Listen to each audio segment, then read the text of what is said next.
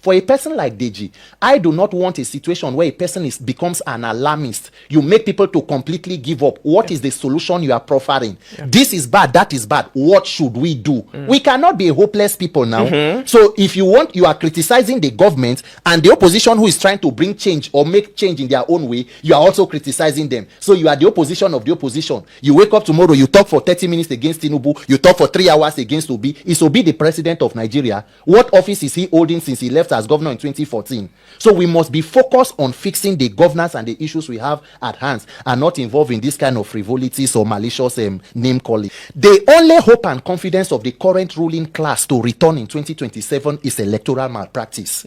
If they know that the APC or the ruling party believes that they have the popularity to win elections, President Tinubu should come out and commit to electoral reform. Nigeria's democracy faces a critical test in 2027. Political analyst Randy Peterz, popularly called Peter for Nigeria, has issued a challenge to President Bola Ahmed Tinubu. If he truly believes in his popularity, he should guarantee free and fair elections. But Randy Peterz warns that without electoral reform, the future of our democracy is at risk. His call is clear. 2027 must be Operation My Vote Must Count. Let's break down why this matters for every Nigerian voter. Leadership should be about the people. Once there is a disconnect between the people and the leaders, then there is a problem. So for us to have had a system where we have people in government who are not ready to listen, there is a problem. That is what brings us to where we are today about this issue of elections, because Nigerians, we have been very angry about a lot of things that are going wrong. But unfortunately, you can be angry for 60 years and counting like we are, and you'll be taking the wrong choices. I say that all the time. Yes, so you can be angry and you are focusing on the wrong things. Because why? We have failed to pay attention to our leadership recruitment process. That is the most important aspect of nation building. So if the people who are there do not want to reform the system because it gives them the opportunity to hold on to power for the sake of power for themselves, the people must now wake up, unite and assert themselves into the conversation and ensure that we get what we want in the best interest of all of us. Because guess what? There will be no better time. If those who are there are not listening now, if you give more time, more people who will not be ready to listen will find their way in through that crooked system. So the persons who are there must be pressure put on them for us to get the reforms that are needed. Right. That's a very important point. But for us as a people to get involved into the process of amendment, constitutional amendment, whether it's election, judiciary reform, police reform, whatever it is, we have to be invited into the process. Yes. If we don't get invited, then we do it the way that, the way of the protest. We invite ourselves. We invite ourselves to get involved. But isn't that concerning when you have a people who are not even interested in inviting citizens at all? It is not only alarming, it is a deliberate attempt.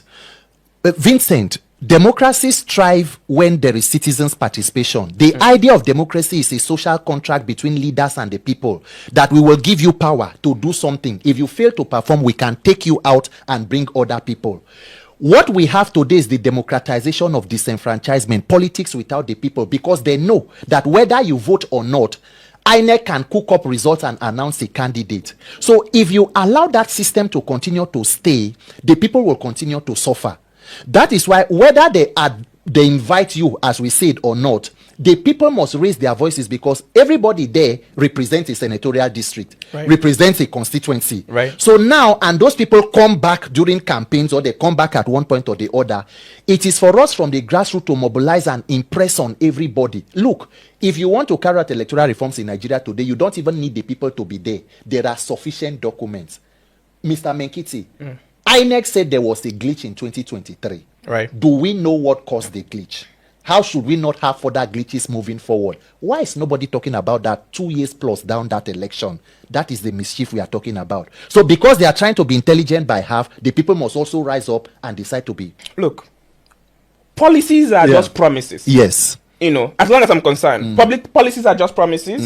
And promises don't get you the reforms that you need. Yes. So when we have a situation where the upload of results to the IREV was a promise. It was not in the law, right? Isn't that part of the issue, that we need to have a situation where we have where we have a law Yeah. that guides the electoral process and not just what the INEC tells us that they are going to do? This question is very, very apt and important, because that is the mischief and the very precarious situation we find ourselves. Electronic transmission of results was mentioned in the Electoral Act, but there is high level mischief on the part of politicians and government, and that is why the issue of elections in Nigeria has taken a multifaceted approach. There is a judicial part of it. Section 60 subsection 5 talks about the presiding officer will transmit the results in a way and manner as prescribed by INEC. Now, did INEC prescribe a way? Yes. Paragraph 38 of the INEC guidelines talks clearly about electronic transmission of results. Professor Mahmood Yakubu and his head of INEC voter education, Barrister Festus Okoye, traveled around the country telling Nigerians more than 100 times about why IREV was the game changer in that election. So, but when it happened and it went to the judiciary said it is not an omission to the Electoral Act. So even when INEC set guidelines for themselves, which are a sub-law of the Electoral Act, right, the judiciary did not see any need to hold them to their own standards. Right. So there is a judicial technicality part of it, and there is an INEC part of it. So now everybody needs to focus on amending the necessary loopholes so that what is on the guidelines reflects on the Electoral Act, and also the part of the Constitution that needs to be amended to supporting it, to ensure that electronic technology becomes part of the law, and then that server is protected in a whatever is a national or bipartisan basis, devoid of human interference. That is what Nigerians we have been asking for. That is what even our petition to the National Assembly talks about. But the National Assembly and politicians somehow, including INEC, are no longer mentioning electronic technology in the use of election, which was brought by after Professor Jega, the same Professor Mahmood, in an INEC position paper he wrote talking about technology. So I mean, let's slow down a little bit and then ask ourselves the question of, is INEC's independence a question? You know, in terms of, I listened to Barrister Femi Falana, where he said clearly that the foundation of electoral malpractices and all of the riggings that we have ever had in this country is because we don't have the INEC is attached to government house with a cord. Do you understand? They don't have enough independence to be able to make the correct decision. And then we have the WIAS, you know, the WIAS Justice Wise report. Yes, committee, now. You know, and one of the recommendations that they had was that we should have a situation where the position of INEC chairman should be publicly advertised, and then the judiciary should be the one to sit on the panel to interview these people to understand their perspective, and then select 3 best candidates and send to the president. The president can finally pick one person amongst it. Why hasn't this been visited by any government, including Goodluck Jonathan? He never visited it. He never tried to implement it. Vincent, as beautiful as this may be and, you know, sound, let me be honest with you that the problem of elections is not just about laws. Good laws are as good as the people who implement them. Right. We have a human issue and a human perspective. Part of our recommendations to National Assembly is also the appointment of the INEC chairman, not being the sole responsibility of the president. But let us be honest, between you and I, the best of man is man. Anybody can decide to be anything. Even if anybody decides to recommend the INEC chairman, or if you put it open for election, it will become another issue of electoral malpractice. It can. It can. And if the person goes there, who releases the funds to running the institution? It is still government. So anybody can decide to say, I will pick the INEC chairman, and then the person who is providing the funds or resources will say, we will frustrate you until you bend to or dance to our tune. That is why the issue of technology became important, to reduce human interference as much as possible. Where from the INEC situation room, from the polling unit, all stakeholders, including political parties, have people involved from voter registration as it is going on now, sanitizing the INEC voter register, to the transmission of those results. It was even suggested during their own INEC meeting on using bank technology, when it was now noticed that allegedly these beavers machine were also becoming equipments of criminality, to use immovable electronic devices. It is used in DRC, places like Senegal. How is in Ghana? While the results are coming from the polling units, even radio stations call accurate results as are coming in through the electronic. From the polling units? Yes, from the polling units. Before the final collation, whoever that has lost knows and will even call the winner to congratulate. Some will say that it's a smaller country than Nigeria. So, Nigeria, who is a bigger country, is it not a shame that we are not supposed to be a model to other democracies? We are not talking about innovating, adopting existing innovation. Ghana had independence 3 years or so before Nigeria. So we are the giant of Africa on electoral malpractice and rigging, and we cannot conduct a credible process. The words of some election observers in 2023, they said what they came to witness here was a crime watch. Imagine leadership that comes through a process that is criminality. How do you expect the country to move forward? There's no legitimacy. There is no legitimacy. Yeah. Elections do not only give governance, they give legitimacy to government. Yeah. If we fail to fix this issue of election, we'll be going around in circle. That is why a government will come in 2023, and less than a year into office, you begin campaign for the next election. So in Nigeria, there is no governance. It is politicking. Politicking, yeah. So that is the tragedy of Nigeria. If you fail to hold them accountable, they are back for another 4 years. You continue the lamentation. So there is a human aspect of this INEC where good people are supposed to stand up, but as much as we can, we must try to balance it up, plug the loopholes in the law where necessary, and then mobilize to protect votes, because there is also the part of vote buying. You saw it during the by-election. In some places, vote buying has gone as high as 20,000. It is a mess we are in. I mean, and you know, Yaga released a report. Yeah. Where they say that 2027 is going to be the most monetized elections ever. Yes. You know, given the way that this government is actually moving money, right? What is your response to that in respect of the fact that we are going to have new voters in 2027? Yes. Right? 60% of Nigerian voters, or maybe just a little bit under that, are young people. But then in 2019, we had about 40% of registered voters, you know, voting in the election. Yeah. In the last election, it was about 27%, right? So we have higher number of registration, but lower number of actually people who go to vote, right?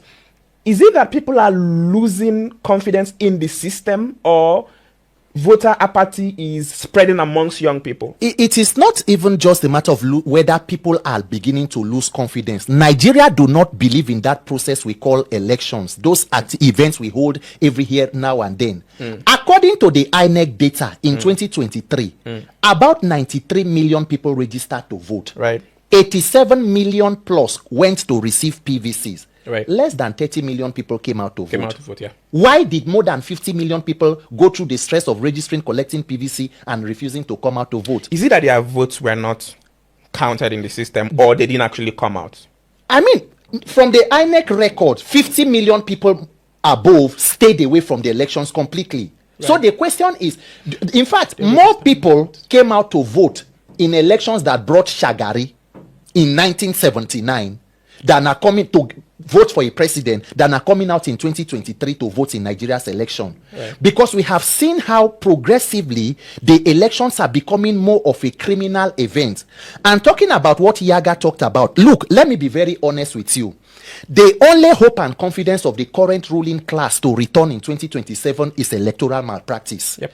If they know that the APC or the ruling party believes that they have the popularity to win elections, President Tinubu should come out and commit to electoral reform. Is election buying at the top of it, or it's manipulating the system at the top of it? It is a combination of all factors. Let me tell you, Nakulabo. Do you know that the chairman Senate Committee on INEC used to be Senator Sharafadin Abiodun Ali from Oyo South Senatorial District? He was taken out of them when they started this issue of INEC electoral reform and all, and replaced with guess who? Yours truly, Senator Simon Bakula Long, the former governor of Plateau State, who, by the way, incidentally, is the former DG of Tinubu's campaign in 2023. So while people are talking, including the late President Yar'Adua admitted that the elections that brought us are flawed, We want to improve on them. Unfortunately, he passed. Jonathan took it a step further and signed the 2010 or 2011 Electoral Act. President Tinubu is the only president in modern history who has never come out to talk about elections or the integrity of that process. But guess what? He claims to be a person who supported the June 12th mandate of MK Abiola, honoring even his late wife. Mr. Vincent, what was the foundation of June 12th? Free and fair elections. Right. When we did not even have this level of technology. So more than 30 years ago, Nigerians were able to elect a leader in a process that was seen to be seemingly free and fair.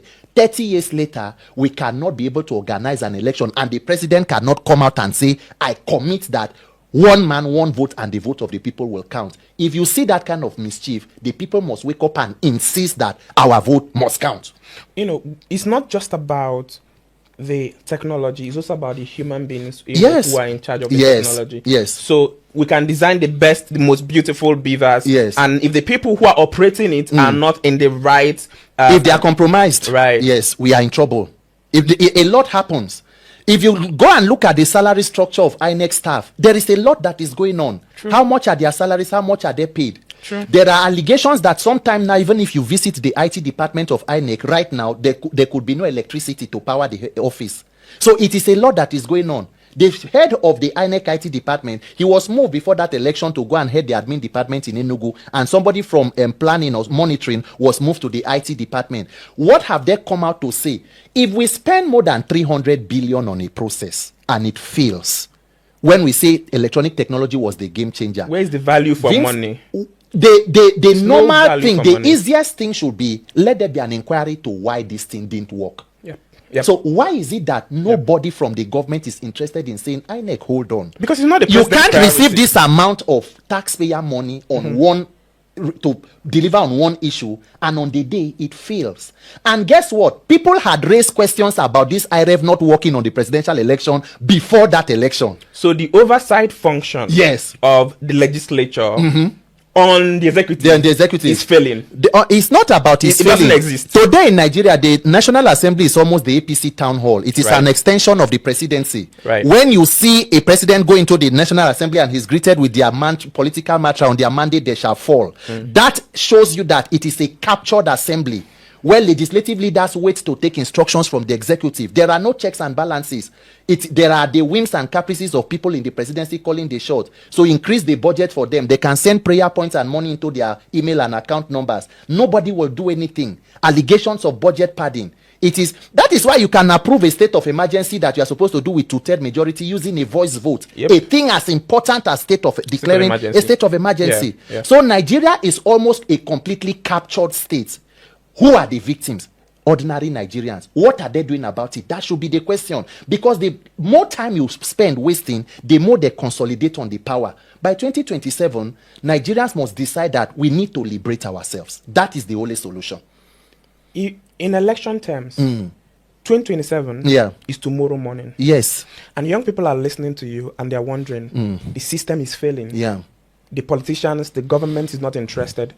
What do we do? How do we start? Where do we even begin to challenge a system that is now even using poverty as a weapon against the people? What we must know is that as human beings, we must never give up or lose hope. Because the fact that you refuse to pay attention, there are many reasons why you may not want to be interested in what is called the Nigerian conversation. But the fact that you decide not to pay attention, you can still be a victim of a system you fail to pay attention to. True. Nigeria can happen to you whether or not you vote or you do not vote. Your own could be, God forbid, a stray bullet, a trailer that has failed brake, or there is no roadworthiness. It can be that you are even taken to the hospital and there is no oxygen. It can be that the doctor there is stressed because he's working multiple shifts in other hospitals. Nigeria is happening to us daily. Now, the question is, what are we focusing and paying attention to? As we started earlier, we can be angry and take the wrong decisions. True. Anger is not a plan. That you are dissatisfied with government is not a strategy.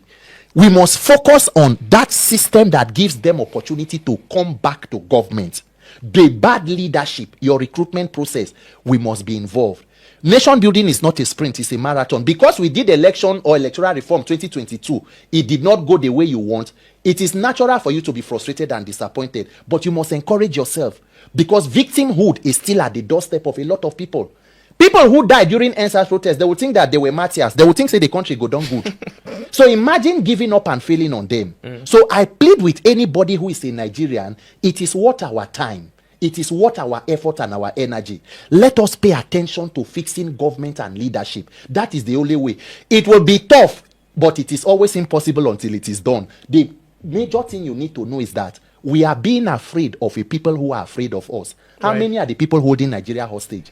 Calculate the entire political class as against how many million people. So we must make 2027 the people's opposition. It is people, evil leadership against a people who have endured bad governance for years. We must make it about ourselves. When I speak with leaders in the civil society sector, what I understand is that the NSAS, 2010, 20, yes, it's part of the reasons why young people feel like, okay, we go to the street and then we get killed again. Yeah. What's your response to young people like that who are thinking that, we actually need a strong protest against these people who do not want to listen to our pleas for a proper electoral reform? What is your response to them if they are scared about the repeat of 2010-20? Because Nigerian leaders always know how to be mischievous and bring about double standards, let us be very clear that we are peaceful Nigerians. But we believe that the right to peaceful assembly and protest is a fundamental democratic right, and we as Nigerians must exercise that right to make our points heard. For a person who is concerned about what happened in 2020 as NSAS, where people were killed, do you know that because your family member was killed from NSAS, maybe bullets, it does not mean you too cannot die from Nigeria's problem? Absolutely. So it is not an issue of something happened, so we decide to look the other way. When there is a protest where even arms are being faced at the people, and the people are determined that we want to change what is, including law enforcement, they know that they too are victims of bad government. How much is the salary of police? The army who is carrying gun to shoot you, how much is your pension at the end of 35 years? What they give you as gratuity is not what they even pay somebody as furniture or sitting allowance for 1 month. It's true. In the legislative arm of government. True. So all of us are victims. Is because you are wearing uniform and you are carrying gun. And if Nigerian politicians continue to overplay their hand, they risk pushing the people to a point. You saw what happened in Nepal. It happened in Sri Lanka. All of these are when people have accumulated so much of bad leadership, and then people begin to resort to self-help. Nigeria is worth our time. Nigeria needs to be peaceful, but the people should not be taken for granted as animals or being cowardized. We must exercise our strength to get the governance and leadership that we deserve. We saw the likes of Reno Mokri. Yes. Saying that what's happening in Nepal is insurrection, not protest. That it is not a revolution, that it is young people who have resulted to insurrection. And if we do that in Nigeria, it will take a long time for us to be able to rebuild the country. Do you agree with him? Police. What did Reno do when President Buhari was abroad and he went to protest to chase him out? What happened when President Tinubu called on a revolution during the Jonathan administration? When under Jonathan, people like Bashir Ahmed, their tweets, the tweets are out there, APC supporters. They say after Occupy Nigeria, it should be a civil war. People made those statements under a Jonathan government that is 1,000 times better than what we have today. More than 100 people were killed within a day. The president is in a so-called vacation in Europe. That is the country where we are. Where money is not just stolen in millions, it is in billions and trillions. People like Reno Mokri, take them serious at your own risk. There were people who bungled the media department of President Jonathan. He ran out and stayed overseas almost like a fugitive throughout the Buhari administration. But you guys know what? Nigerian politicians, the average one cannot survive opposition for too long. They need to reconnect to their conduits of corruption to sap from that funnel because it's about stomach infrastructure. So they tried in 2023 trying to see that maybe another government will come in through Atiku or somebody. It didn't work. So the only option is to support what is on ground. Do you know that Reno Mokri is the only Nigerian who visited Chicago State University to confirm that according to him, Tinubu is a known drug lord? Are you aware of that? I'm aware. So at what time did Tinubu become the best thing after sliced bread to Reno Mokri? Please. You will see a person like Reno who is ready to spit Nigerians across ethnic and religious lines, divisive characters that should be thoroughly ashamed of themselves. This country needs good leadership. Nigerians are not violent people, but we are not cowards, and we must insist that we get good leadership in this country. I'll give you a chance to respond to the distractions going on social media. Yeah, there's a lot of distractions. Yeah, and I don't think that we should be calling names, but we know that there are influencers who are either directly paid by the government, or are channeling their socials in a way that it aligns with the government of the day. Yeah, and in turn it confuses young people. A typical example, to be honest, is what Deji is doing right now. Yeah. What's your response to that? Look, everybody should know that a bad system is a blessing to certain people. People who benefit from a corrupt and criminal system are not interested in that system changing. What you are calling bad government is a testimony to another person. If you allow what is going on social media and distractions to take your time, when you leave social media, you will encounter real life. Nigerians are going through real life problems. Law enforcement issues. People are being extorted and detained. People are in prisons today that for offenses they may know nothing about. Some even think their families think maybe they are abroad. Some have died and have been taken by insecurity. Sure. So we must continue to put the spotlight out there to say these are the real issues. Gradually, Nigerians who are not paying attention will know that we need to talk about our own lives. And some of all these engagement and talks may not help us in the long run. For a person like Deji, I do not want a situation where a person becomes an alarmist. You make people to completely give up. What is the solution you are proffering? This is bad, that is bad. What should we do? We cannot be hopeless people now. So if you are criticizing the government and the opposition who is trying to bring change or make change in their own way, you are also criticizing them. So you are the opposition of the opposition. You wake up tomorrow, you talk for 30 minutes against Tinubu, you talk for 3 hours against Obi. Is Obi the president of Nigeria? What office is he holding since he left as governor in 2014? So we must be focused on fixing the governance and the issues we have at hand, and not involved in this kind of frivolities or malicious name calling.